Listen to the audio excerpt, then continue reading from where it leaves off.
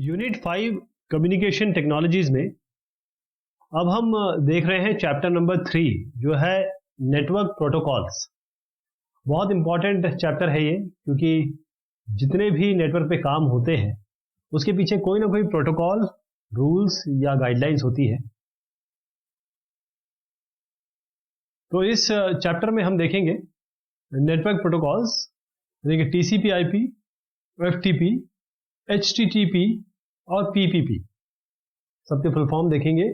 और full form से ज़्यादा, फुल फॉर्म तो एक बात है, इससे ज़्यादा कि क्या चीज़ करते हैं और क्या अंडरलाइंग इसमें कॉन्टेक्स्ट है। इसी तरीके से जब हम ईमेल भेजते हैं तो क्या हम इनका यूज़ करते हैं या हम इनका यूज़ करते हैं, एसएमटीपी और पॉप3। ऐसी रिमोट एक्सेस प्रोटोकॉल है जैसे कि टेलनेट है, फिर चैट या वॉइप प्रोटोकॉल है, इसको देखेंगे। नेटवर्क प्रोटोकॉल्स, जब हम नेटवर्क्स की बात करते हैं और इंफॉर्मेशन टेक्नोलॉजी की बात करते हैं तो प्रोटोकॉल का मतलब ये है, इसको ऐसे समझिए कि जैसे आप किसी मीटिंग में जा रहे हैं, बिजनेस मीटिंग में या किसी इंपॉर्टेंट मीटिंग में, बहुत बड़े बड़े आपके ऑफिसर्स हैं, तो वहाँ आप हाफ पैंट पहन के नहीं जाएंगे, वहाँ आप चप्पल पहन के नहीं जाएंगे। यानी कि एक प्रोटोकॉल बना हुआ है, आप जा सकते हैं, इसमें कोई मनाही नहीं है, लेकिन एक प्रोटोकॉल बना हुआ है।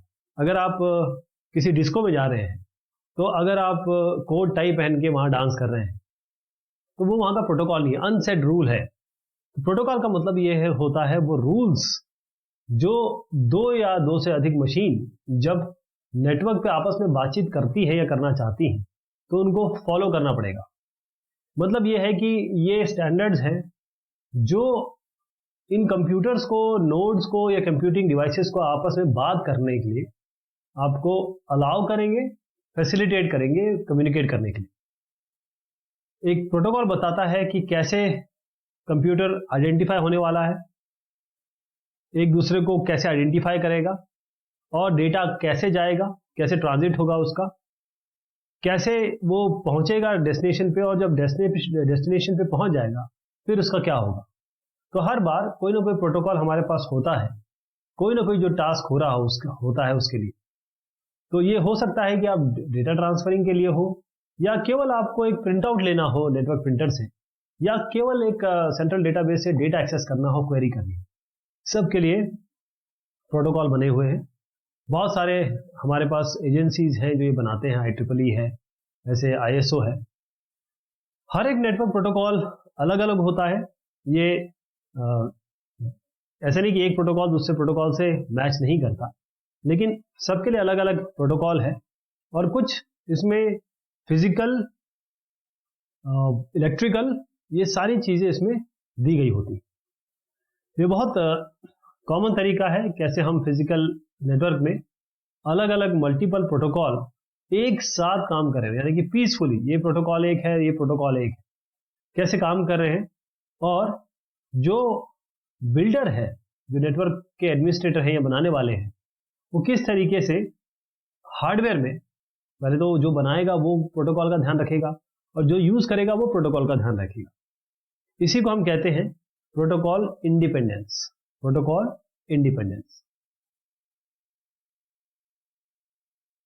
तो जो इंपॉर्टेंट प्रोटोकॉल्स हैं जो यूज होते हैं उसमें है ट्रांसमिशन कंट्रोल प्रोटोकॉल, यानी कि internet protocol, TCP IP. TCP IP एक स्वीट भी है। जहां तक इंटरनेट की बात होती है या कॉमन नेटवर्क्स की बात होती है, उसमें ये सबसे इंपॉर्टेंट प्रोटोकॉल है। तो ये अलग अलग प्रोटोकॉल है, बेसिकली टीसीपी अलग है, आईपी अलग है। ये दोनों अलग अलग प्रोटोकॉल हैं, एक साथ काम करते हैं। और जो इंटरनेट है आपका, इंटरनेट, इसकी ये बैकबोन है टीसीपी आईपी। ये नहीं कह रहा हूं कि ये प्राइवेट नेटवर्क्स के लिए यूज नहीं कर सकते, चाहे इंट्रानेट्स हो या एक्स्ट्रानेट्स हो। इंटरनेट मतलब ये होता है कि आप इंटरनेट तो यूज कर रहे हैं, या एक्स्ट्रानेट के बारे में बात कर रहा हूँ। इंटरनेट का मतलब ये होता है कि आपका एक क्लोज ऑर्गेनाइजेशन, यहाँ पर आप नेटवर्क टेक्नोलॉजी से ही काम कर रहे हैं। यूज तो आप इंटरनेट टेक्नोलॉजीज कर रहे हैं, लेकिन बाहर से आप कनेक्टेड नहीं है। इसी तरीके से एक्स्ट्रानेट्स मतलब होता है आप यहाँ पर हैं और फिर इसी इंटरनेट बैकबोन से दूसरे से कनेक्टेड है, कहीं और से, लेकिन आप एक्सटर्नल इंटरनेट से कनेक्टेड नहीं है। तो एक्स्ट्रानेट्स और इंटरनेट्स में यह अंतर होता है। जब आप सेटअप करते हैं डायरेक्ट एक्सेस, किससे, इंटरनेट से, तो टीसीपी आईपी प्रोग्राम की आपको एक कॉपी मिलती है और उसके अनुसार चीजें होती हैं। तो टीसीपी आईपी के दो मेजर कंपोनेंट जैसे मैं बता रहा हूं, टीसीपी और आईपी दोनों अलग अलग है। अब टीसीपी क्या है? Transmission control protocol. ध्यान रखिएगा, केवल फुल फॉर्म से काम नहीं चलेगा, इसके बारे में बहुत इंपॉर्टेंट चीजें हैं जो आपको जाननी जरूरी है, जो मैं बता रहा हूं आपको। पहली चीज तो यह है कि ये डेटा को पैकेट में तोड़ता है, ब्रेक करता है, विभाजित करता है। अब नेटवर्क कैसे हैंडल करेगा? नेटवर्क अगर एक साथ आप डेटा एक स्ट्रीम में भेजेंगे तो बहुत दिक्कत हो जाएगी, छोटे छोटे पार्ट में भेजेंगे तो बहुत बढ़िया रहेगा। यानी कि जो मैसेज की असेंबलिंग है उनको जोड़ना या फाइल को छोटे पार्ट में तोड़ना, बनाना, जो ट्रांसमिट किया जाएगा इंटरनेट पे, ये टीसीपी का काम है। ये वेरीफाई करता है टीसीपी जितने भी पैकेट है, जब वो डेस्टिनेशन पे आते हैं, सोर्स से भेजेंगे तो डेस्टिनेशन, सोर्स से डेस्टिनेशन पे आएगा, और उसको रीअसेंबल करना है, क्योंकि जब आपने तोड़ा है तो उसको जोड़ना भी है, तो रीअसेंबल भी करना है किसी जो ऑर्डर में आया है।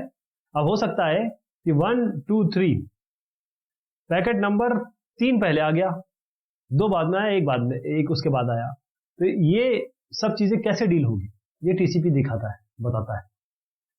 हो सकता है कि 2 नंबर का डेटा पैकेट लूज हो गया, लॉस हो गया डिले के कारण, कंजेशन के कारण, तो टीसीपी ये भी देखता है कि क्या एरर आए हैं या कोई पैकेट लॉस तो नहीं हो गया है, और फिर आदेश देता है, रिक्वेस्ट करता है कि भाई आप इसको रीट्रांसमिट करिए जब तक मेरे पास ये पैकेट 2 नंबर वाला नहीं आ जाता, जब तक मुझे ये रिसीव नहीं हो जाता। अब आते हैं इंटरनेट प्रोटोकॉल पे। होपफुली आपको टीसीपी का मतलब समझ में आ गया होगा। अब इंटरनेट प्रोटोकॉल पे आते हैं कि ये दोनों साथ काम करते हैं। ये काम करता है, ये हैंडल करता है एड्रेस पार्ट। अब पैकेट तो बन गया, इसमें होगा एड्रेस, ताकि ये सही डेस्टिनेशन पे पहुंचे। सही डेस्टिनेशन पे पहुंचाने की जिम्मेदारी किसकी है? आईपी की। ये एक आईपी एड्रेस, इसका नाम ही आईपी है इंटरनेट प्रोटोकॉल का। आप देखिए, आपके मशीन का जरूर बोलते हैं कि एक आईपी एड्रेस है, या मैं इस आईपी एड्रेस से मुझे मेल आया है, या जो भी आईपी एड्रेस होता है। तो हर एक कंप्यूटर जो है, या हर एक सिस्टम जो है, या फिर हर एक कंप्यूटिंग डिवाइस एक आईपी एड्रेस से जाना जाता है। तो एक डिस्टिंक्ट एड्रेस आईपी हर एक पैकेट को दिया जाता है, और जो गेटवे कंप्यूटर है नेटवर्क पे, वो इस एड्रेस को चेक करता है, और फिर उसके बाद गेटवे इसको आगे बढ़ाता है कि इसको कहां जाना है। ये देखिएगा आप कि ये जो 1 और 2 और 3 पैकेट है, ये एक ही साथ नहीं जा रहे हैं। अगर मान लीजिए मुझे यहां से अमेरिका भेजना है ईमेल, तो कोई मुझे डेटा भेजना है, तो कोई पैकेट यहां से जा रहा होगा, कोई पैकेट यहां से जा रहा होगा, कोई रूट हो रहा होगा केनिया से, कोई रूट हो रहा होगा मान लीजिए कनाडा से, कहीं से भी हो सकता है, एसपी कहीं भी हो सकता है। तो एक नाम ले रहा हूं, अब ये कनाडा मैंने एक नाम बताने के लिए किया है कि ये कहीं से भी जा सकते हैं, means it can be far beyond our comprehension. तो अब इसको भेजना, कैसे भेजना, किस रास्ते से भेजना, क्योंकि ये अलग अलग रास्तों से जा रहे हैं, लेकिन ये आने एक ही डेस्टिनेशन पे है, इनको फिर रीअसेंबल भी होना है। ये काम किसका है? इंटरनेट प्रोटोकॉल का। जो आईपी एड्रेस है, जो अभी मैंने आईपी के बारे में बताया, ये कोई भी आपका जो सिस्टम है, कोई भी नोड जो आपका नेटवर्क पे कनेक्टेड है या इंटरनेट पे कनेक्टेड है, उसका एक यूनिक आइडेंटिफायर होता है। मतलब ये एक तरीके से आपका आधार कार्ड है, आपको यूनिकली आइडेंटिफाई करेगा ये पैकेट को। जैसे अगर अमेरिका में आप बैठे हैं तो सोशल सिक्योरिटी नंबर हो गया, और किसी देश में है तो आपका कोई यूनिक आईडी गवर्नमेंट ने दिया होगा या गवर्नमेंट से लिया होगा आपने। तो आईपी एड्रेस ये एक 32 बिट का बाइनरी नंबर होता है, जिसको हम 4 डेसिमल वैल्यूज में रिप्रेजेंट करते हैं। हर बार 8 बिट देते हैं, और ये जो रेंज होता है उसका 0 से 255, जिसे हम ऑक्टेट्स कहते हैं, ये डेसिमल नंबर से, डेसिमल पॉइंट से विभाजित होते हैं। इसी को हम कहते हैं डॉटेड डेसिमल नोटेशन।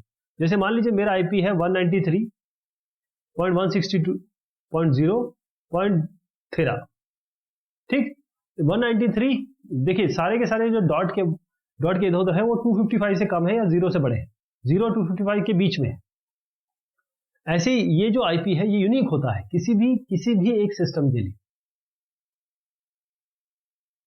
जैसे एग्जांपल देखें, मैंने अपना एग्जांपल दिया, ये एक और एग्जांपल देखिए 144.179.220.200।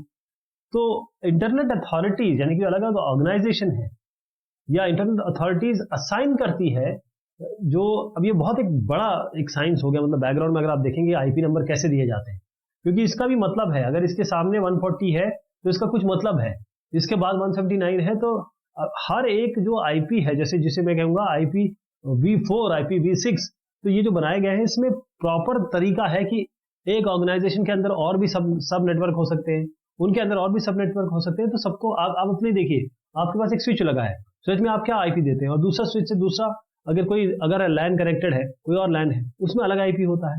तो वो जो आप देते हैं उसका एक तरीका है देने का, वो अभी थोड़ा सा बियॉन्ड अपने डिस्कशन के हैं, लेकिन आप समझ लीजिए कि ये जो नंबर दिए जा रहे हैं, हर एक नंबर की वैल्यू है, मतलब है। तो ये इस नंबर को देख के कोई बता सकता है, नेटवर्क वाला आदमी, कि ये किसके बारे में बात हो रही है। तो जो नेटवर्क अथॉरिटी है, ये अलग अलग ऑर्गेनाइजेशन को नंबर देते हैं, और फिर ये ऑर्गेनाइजेशन जो होते हैं अपने डिपार्टमेंट को देते हैं। तो आईपी इस तरीके से ऑपरेट करता है गेटवे मशीन पे, ताकि डेटा को मूव कराया जा सके उस डिपार्टमेंट से ऑर्गेनाइजेशन में, ऑर्गेनाइजेशन से रीजन में, और रीजन से पूरे वर्ल्ड में। यानी छोटे वाले आपका सिस्टम हो सकता है डिपार्टमेंट में हो, यहाँ से ऑर्गेनाइजेशन में जाएगा, उस ऑर्गेनाइजेशन से ये एक रीजन में जाएगा, और रीजन से फिर ये पूरे ग्लोब पे कहीं भी भेज सकते हैं आप। तो टीसीपी आईपी क्या यूज करता है, client server mode communication use करता है, जिसमें जो कंप्यूटर यूजर है या क्लाइंट है, एक रिक्वेस्ट बोलता है, सर्वर से रिक्वेस्ट मांगता है, और सर्वर क्या करता है, रिक्वेस्ट को पूरा करता है। जैसे मान लीजिए एक वेब पेज भेज देगा वो, या जो भी चीज वो मांगेगा वो उसे भेज देगा। जैसे टीसीपी आईपी कम्युनिकेशन, ये पॉइंट टू पॉइंट ट्रांसमिशन है डेटा का। इसका मतलब ये है कि हर एक कम्युनिकेशन एक कंप्यूटर से दूसरे नेटवर्क से दूसरे कंप्यूटर पे जाएगा। टीसीपी आईपी और उसके ऊपर जो एप्लीकेशंस है, इसको हम टीसीपी आईपी प्लस, मैं उसके साथ जो एप्लीकेशन कह रहा हूं, इसको हम स्टेटलेस कहते हैं। स्टेटलेस का मतलब ये होता है कि हर एक क्लाइंट रिक्वेस्ट करता है, या इसकी रिक्वेस्ट को कंसीडर किया जाता है हमेशा एक नए रिक्वेस्ट की तरह। प्रीवियस रिक्वेस्ट को छोड़ दिया जाता है, बोलता है कि हमको प्रीवियस रिक्वेस्ट नहीं पता, हमको नहीं जानकारी इसकी। एक जो भी रिक्वेस्ट आएगा नया, उस नए वाले रिक्वेस्ट को हम बोलेंगे कि ठीक है साहब, ये नया रिक्वेस्ट हो गया हमारा। तो प्रीवियस इसका लिंक नहीं है, इसलिए स्टेटलेस कह रहे हैं। और जब ये मैसेज जब तक कंप्लीट नहीं होता या सारे पैकेट डिलीवर नहीं हो जाते, तो कनेक्शन जो दो कंप्यूटर के बीच में वो इंटैक्ट रहता है। उसके बाद ट्रांसमिशन पाथ फिर से दूसरों के लिए अवेलेबल हो जाता है, या उसके खुद के लिए अवेलेबल हो जाता है। जैसे आप फोन कॉन्वर्सेशन करते हैं ना, तो जब आप बात कर रहे होते हैं तो वो लाइन डेडिकेट हो जाती है, मतलब उस समय वो उस लाइन पे दूसरी कोई कॉल नहीं जाएगी। अगर आप मान लीजिए आप फोन पे बात कर रहे हैं, तो दूसरा अगर कॉल कर रहा है तो क्या आता है, उसको कॉल वेटिंग आएगी ना। तो जो कॉल वेटिंग है, इसका मतलब आप डेडिकेटेड लाइन पे।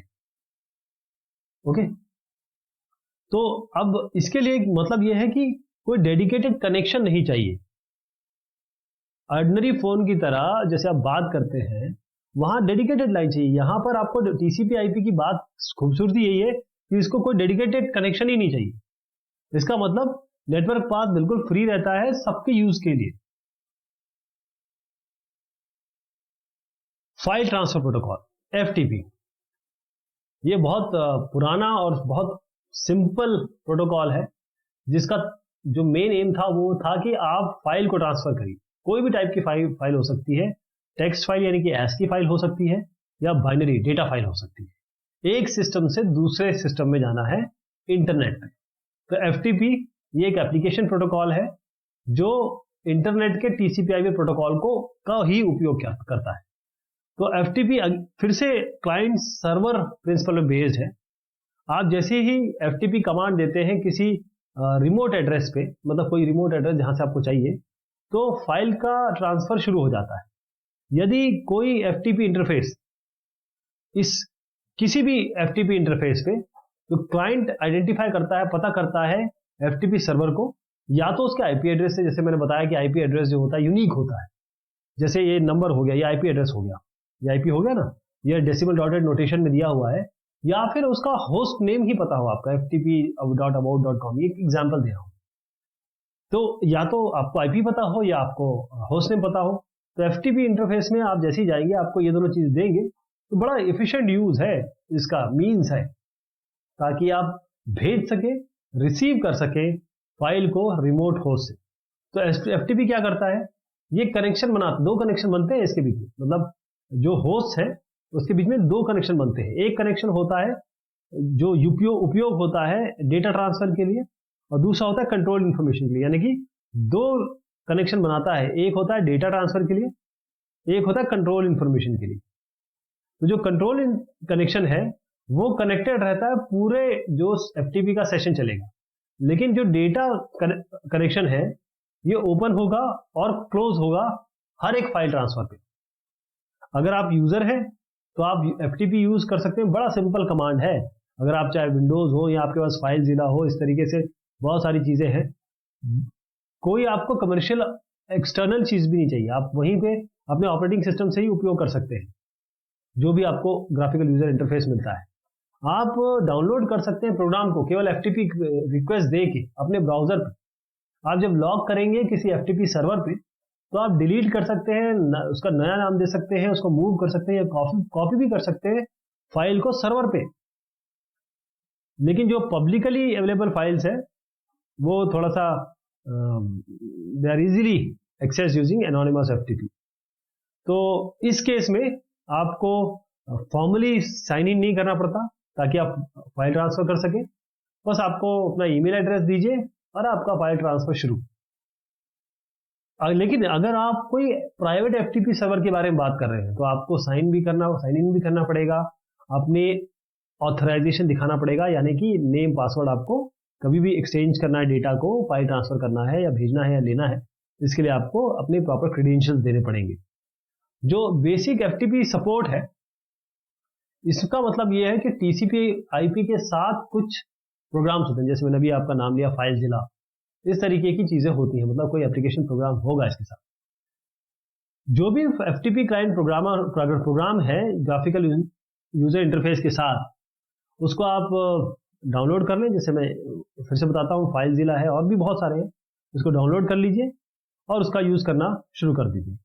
जो एफटीपी है जैसे मैंने बताया, ये ASCII यानी टेक्स्ट फाइल, प्लेन टेक्स्ट या बाइनरी डेटा फाइल दोनों ही ट्रांसफर कर सकता है। लेकिन आपको यहाँ पर सेट करना पड़ेगा मोड क्या है, मोड बताना पड़ेगा एफटीपी क्लाइंट पे कि मैं क्या चाहता हूँ।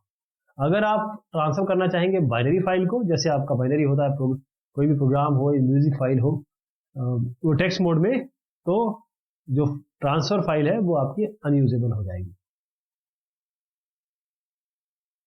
HTTP hyper text transfer protocol, ये भी एक प्रोटोकॉल है, रूल्स है, गाइडलाइंस है। अगर आपको हाइपर टेक्स्ट क्या होते हैं?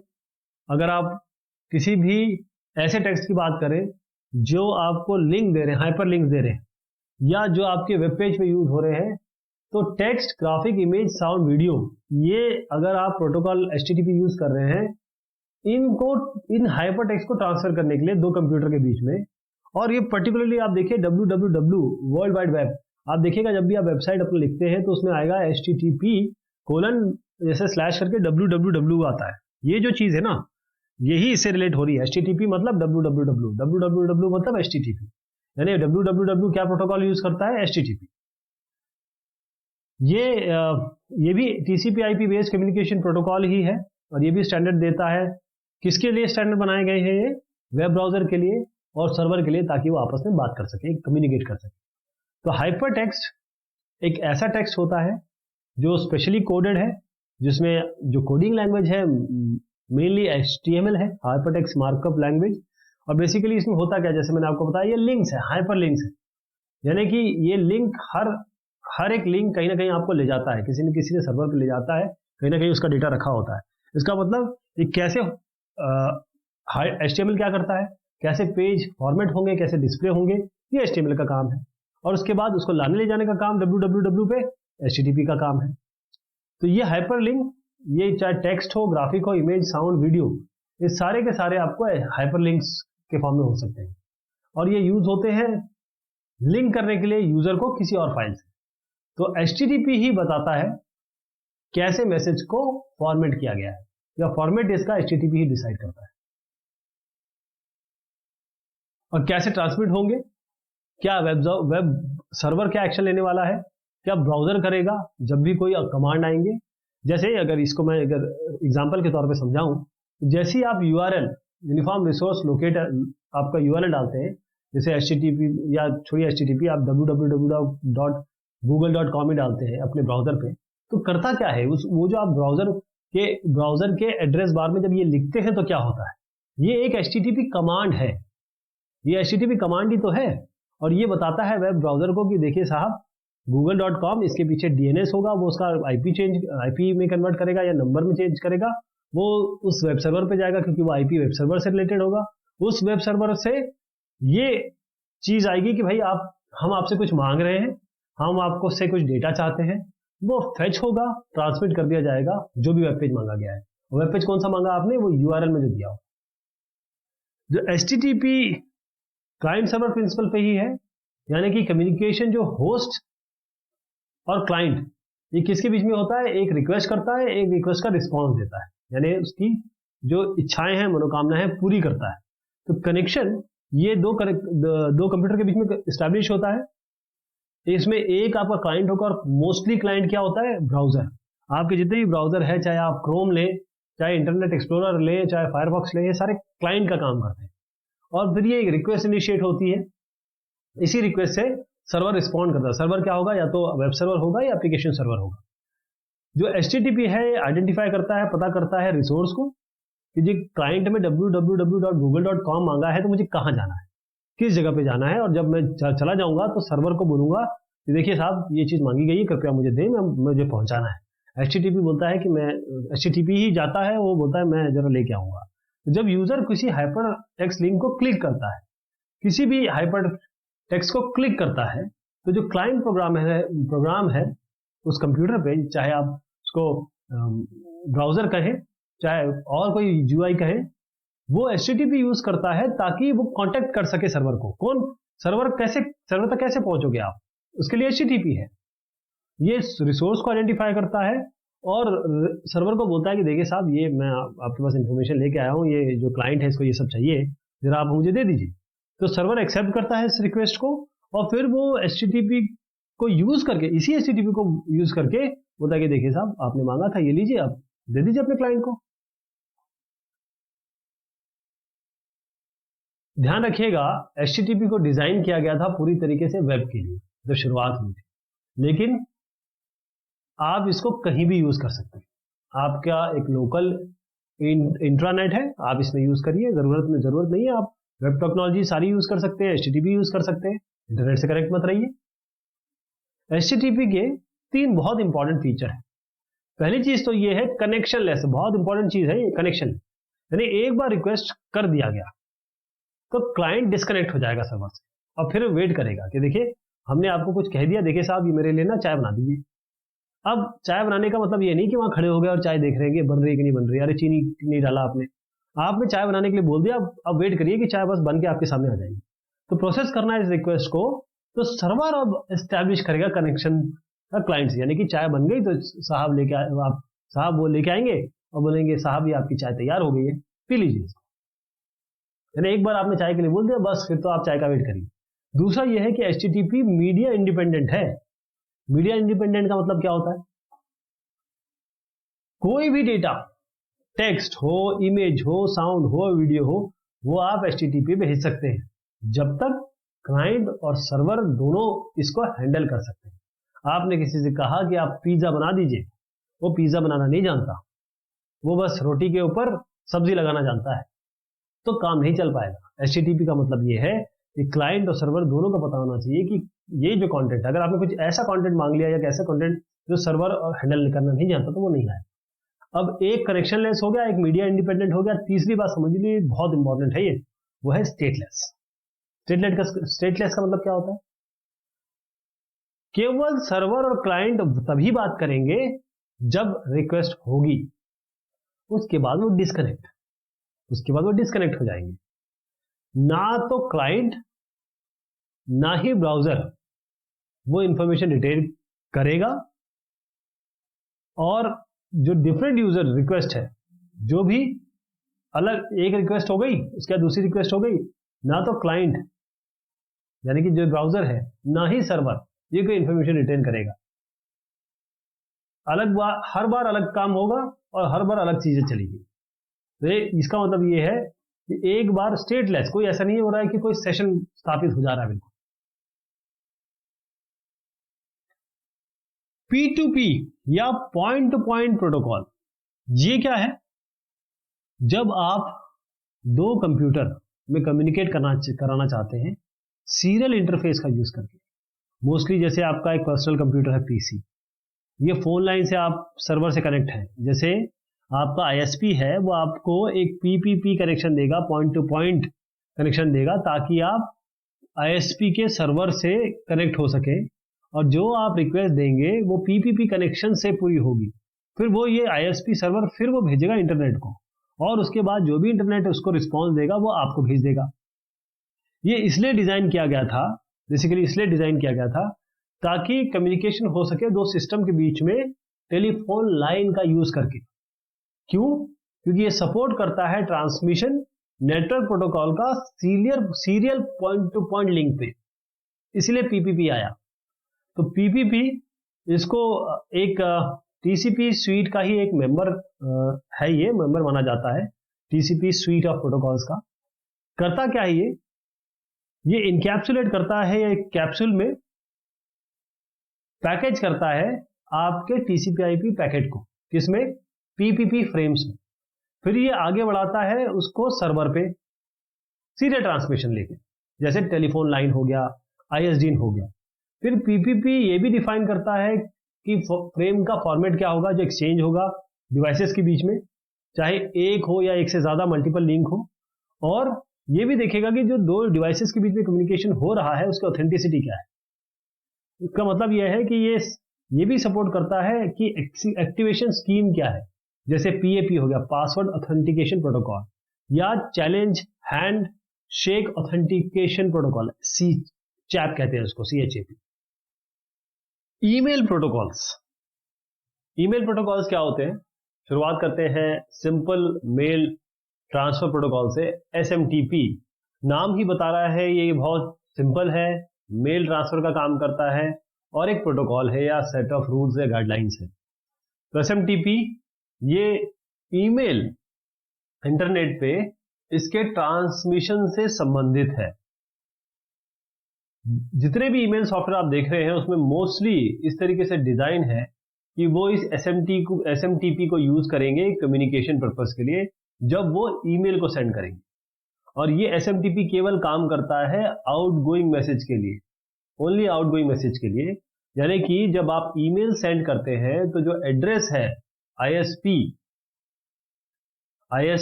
SMTP सर्वर का, वो दिया जाता है। जो एक्चुअल मैसेज ट्रांसफर है वो किसके थ्रू होता है? वो MTA के द्वारा होता है, यानी कि मैसेज ट्रांसफर एजेंट्स MTA द्वारा होता है। यानी कि आपके क्लाइंट सर्वर कंप्यूटर, जो भी आपका क्लाइंट कंप्यूटर है, उस पे क्लाइंट MTA, उसमें क्लाइंट MTA होना चाहिए, और जो सर्वर MTA है, सर्वर है, उसमें सर्वर MTA होना चाहिए कि मैसेज ट्रांसफर एजेंट दोनों के पास होना चाहिए। SMTP का काम क्या है? SMTP के बारे में बात की जाती है, लेकिन उसके पीछे MTA भी है। तो SMTP का एक्चुअल काम ये है कि वो डिफाइन करता है, बताता है MTA क्लाइंट को और सर्वर को इंटरनेट पे। ये SMTP का मेन काम है।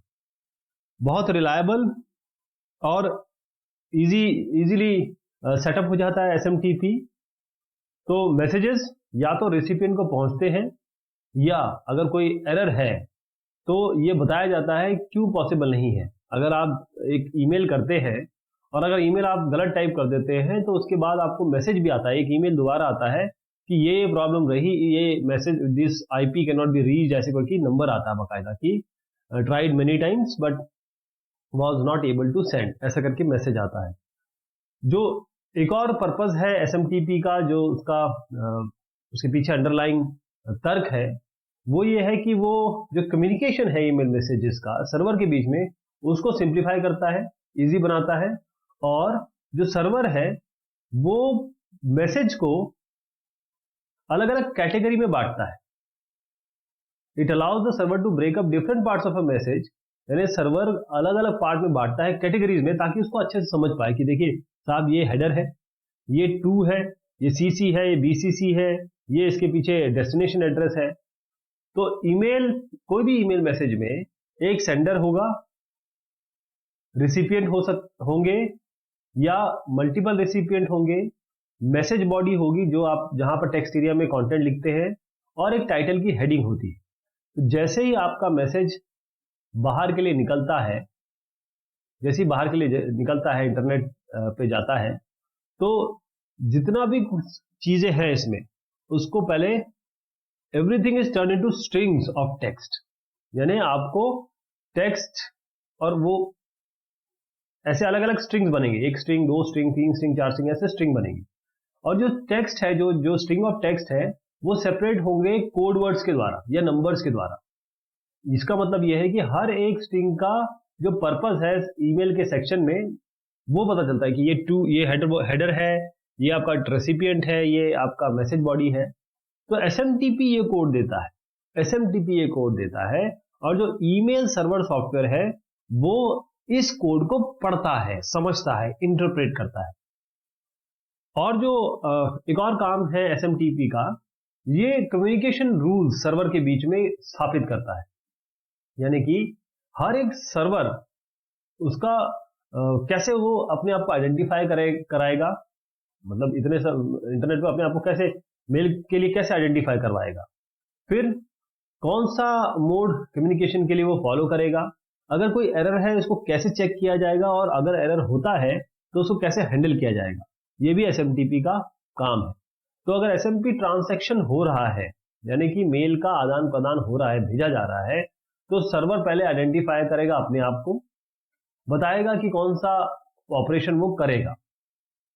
जो दूसरा सर्वर है वो इस ऑपरेशन को ऑथराइज करेगा और फिर मैसेज भेजा जाएगा।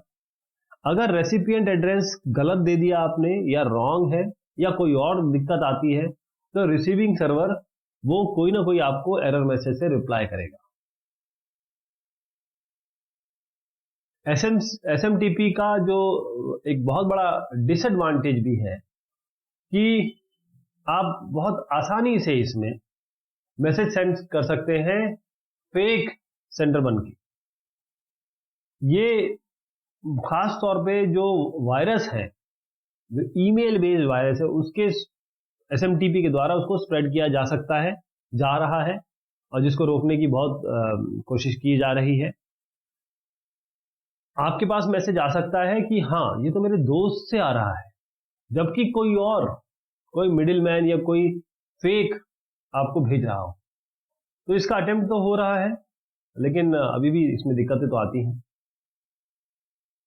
आज के दिन में जितने भी सर्वर हैं वो थोड़ा सा एसएमटीपी का ऊपर का वर्जन यूज करते हैं, जिसे हम बोलते हैं ईएसएमटीपी।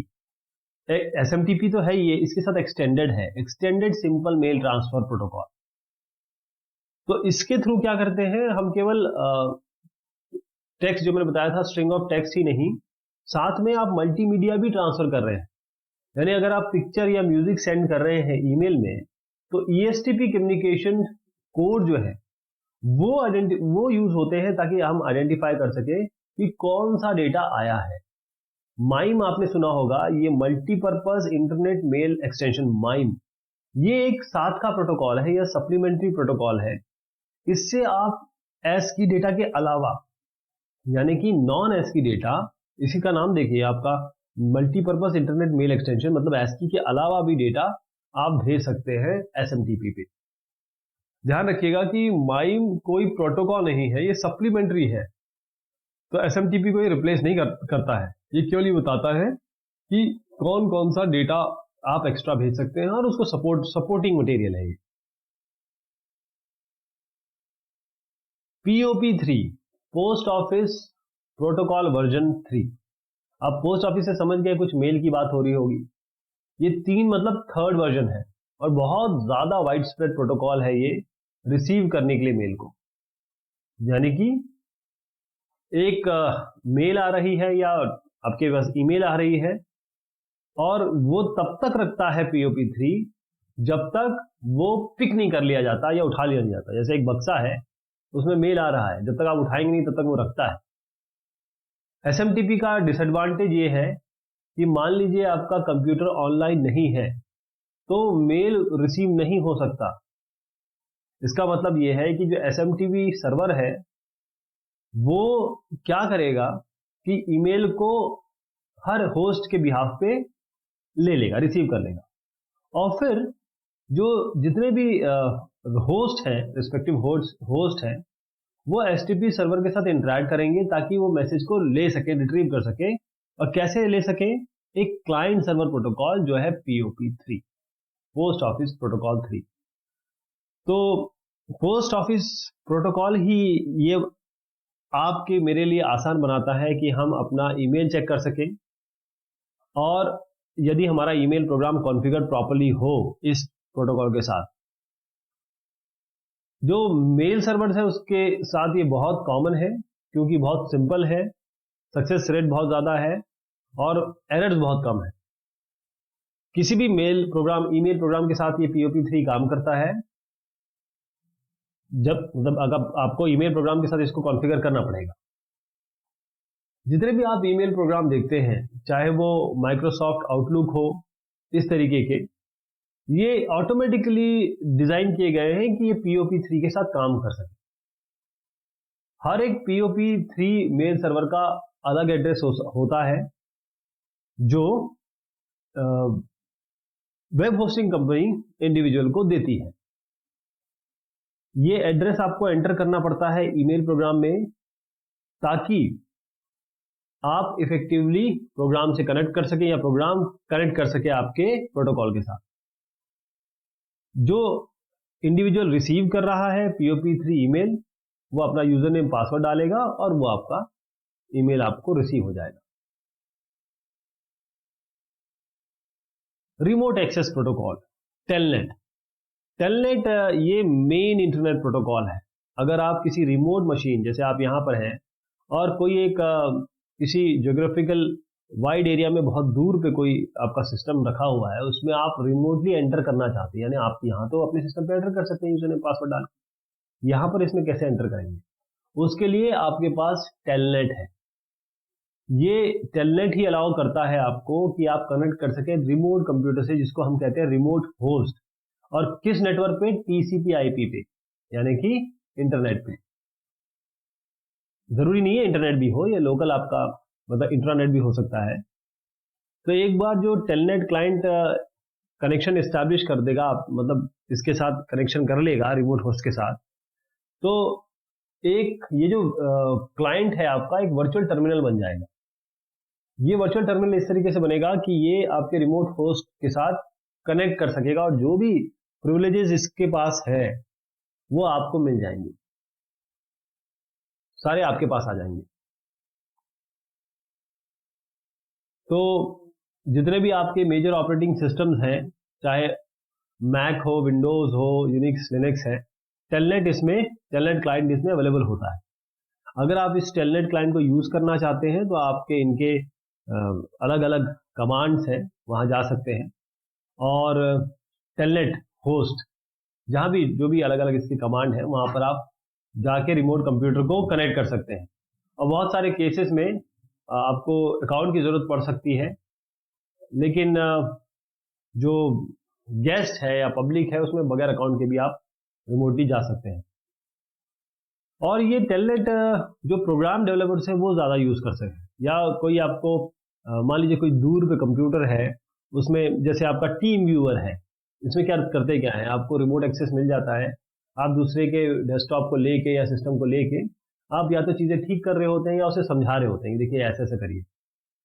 तो इसमें टेलनेट या कुछ अपॉर्चुनिटी आपको देता है कि आपके सिस्टम पे कोई और काम कर सके दूर से, कहीं भी ग्लोब के किसी भी एरिया में वो हो सकता है। टेलनेट एक एरर फ्री कनेक्शन देता है, जो काफ़ी फास्ट है। जितने भी लेटेस्ट कन्वेंशनल मॉडेम से ये काफ़ी फास्ट है। ये प्रोटोकॉल इस तरीके से बनाया गया है। चैट प्रोटोकॉल और वॉइप चैटिंग, ये रियल टाइम, अगर आप देखिए यहाँ पर बैठे हैं और किसी के साथ आप टेक्स्ट पे बात है, मोबाइल है आपका या सिस्टम है, आप फटाफट रियल टाइम पे बात कर रहे हैं। तो एक चैट प्रोग्राम एक ऐसा सॉफ्टवेयर होता है जिससे आप चैट कर रहे हो, या चैट मतलब होता है बातचीत। जैसे AOL का इंस्टेंट मैसेंजर है, कैम्प फायर है, इंटरनेट मैसेंजर है, MSN मैसेंजर है। और बहुत सारे हैं आपके जो चैट प्रोग्राम्स की तरह काम करते हैं और चैट प्रोग्राम्स हैं। तो आपको करना क्या होता है, आपका चैटिंग प्रोग्राम में बस एक अकाउंट होना चाहिए। फोन कॉल ये एक वॉइस बेस्ड चैट है, जबकि ऑनलाइन चैट का मतलब ये होता है आप टेक्स्ट से बात कर रहे हैं। IRC, IRC internet relay chat, ये एक प्रोटोकॉल है, ये चैटिंग के लिए यूज होता है। अगर आप किसी इंडिविजुअल से या ग्रुप ऑफ इंडिविजुअल से बात करना चाहते हैं तो आप आईआरसी देख रहे होंगे बैकग्राउंड में। इसको डेवलप किया था इन साहब ने, जार्को और करिनेन, ये साहब हैं फिनलैंड के, 1980s में।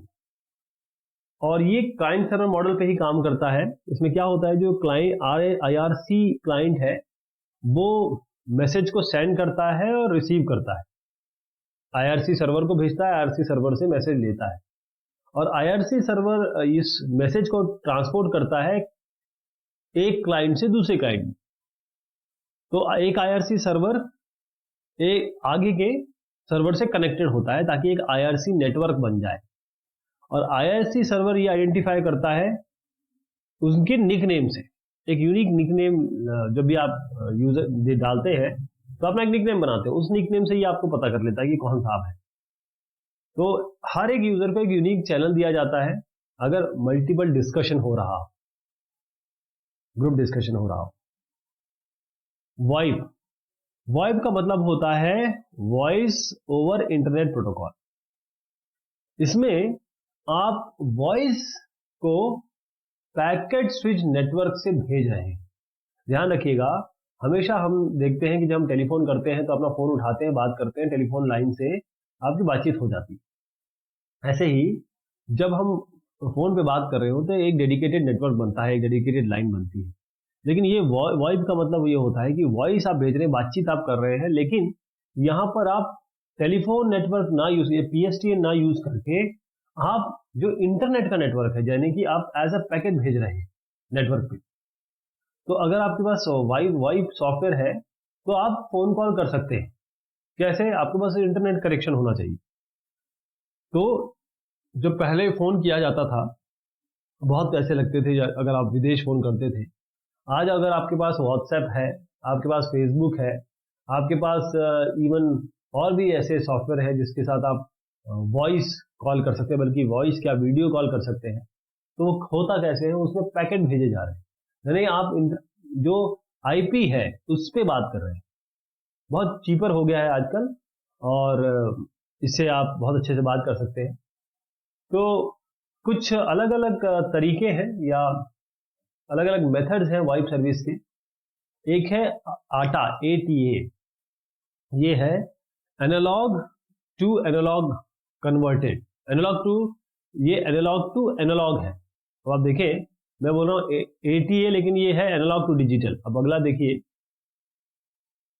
ऐसी आईपी फोन्स हैं, ऐसी कंप्यूटर टू कंप्यूटर है। अब आप इसको समझिए कि ये आटा तो है लेकिन ये एनालॉग टू डिजिटल है। कैसे? क्योंकि जब आप पैकेट के थ्रू भेजेंगे तो आपको डिजिटली कन्वर्ट करना पड़ेगा अपने जो वॉइस है, वॉइस तो एनालॉग होती है, उसको डिजिटली कैसे कन्वर्ट करेंगे। ये ऐसा है कि जो टेलीफोन डिवाइस है वो कंप्यूटर से आप कनेक्ट कर सकते हैं, ये एनालॉग सिग्नल उठाएगा फोन से और उसको डिजिटल सिग्नल में कन्वर्ट करेगा, क्योंकि जो भी आपको आईपी पे भेजना है आपको डिजिटली भेजना पड़ेगा। अब ये जो डिजिटल सिग्नल्स है ये ट्रांसमिट किए जाते हैं इंटरनेट पे। वो क्या, कई प्रोवाइडर्स क्या करते हैं, ये बंडल करते हैं, आपकी सर्विस के साथ आपको बंडल फ्री देते हैं कि आटा इज फ्री। एक और देखिए आईपी फोन्स। ये आईपी फोन्स जो है बिल्कुल ऑर्डिनरी फोन या कॉर्डलेस फोन की तरह दिखाई देते हैं, जैसे आपके घर पे फोन होगा, और ये सीधा राउटर से या लैन से कनेक्टेड होते हैं। इनके पास हार्डवेयर और सॉफ्टवेयर वो होते हैं जो आईपी कॉल को हैंडल कर सकें। आईपी फोन्स को हम वाई फोन्स, एसआईपी फोन्स या सॉफ्ट फोन्स भी बोलते हैं। कंप्यूटर टू कंप्यूटर, ये सबसे इजी और सिंपलेस्ट वे है वाइप के लिए। तो बेसिक इसमें हार्डवेयर क्या चाहिए, कंप्यूटर चाहिए, इंटरनेट चाहिए, स्पीकर चाहिए, माइक्रोफोन चाहिए। इसमें जो केवल कॉस्ट है वो ये है कि कंप्यूटर टू कंप्यूटर वाइप और जो आप इंटरनेट सर्विस प्रोवाइडर को अपनी इंटरनेट की फीस देते हैं मंथली। तो हमने देखा क्या इसमें, प्रोटोकॉल क्या होता है, ये रूल्स सेट ऑफ रूल्स और गाइडलाइंस होते हैं जिसमें दो मशीन नेटवर्क पे आपस में बात कर रहे हैं और ये इन रूल को फॉलो करें। टीसीपी हमने देखा ये पैकेट को ब्रेक करती है और उनको भेजती है, मतलब इनको पैकेट में तोड़ के इस तरीके से भेजा जाता है ताकि नेटवर्क इसको एफिशिएंटली हैंडल कर सके। आईपी का काम ये है कि ये हर एक डेटा पैकेट को एक यूनिक एड्रेस देता है।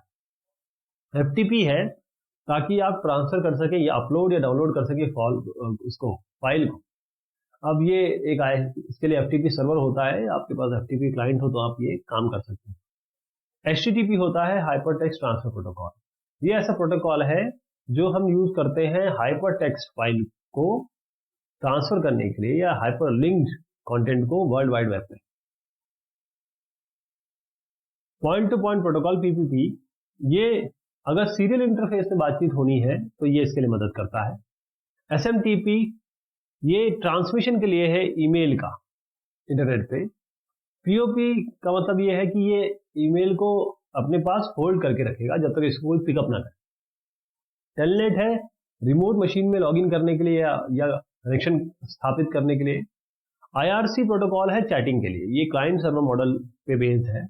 वाइप का मतलब है वॉइस ओवर आईपी, ये इसका मतलब ये है कि आप वॉइस को अपने सर्किट स्विचिंग नेटवर्क से ना भेज के पैकेट स्विच नेटवर्क पे भेज रहे हैं, यानी कि टेलीफोन नॉर्मल ना यूज करके आप इसको इंटरनेट की विधाओं से भेज रहे हैं।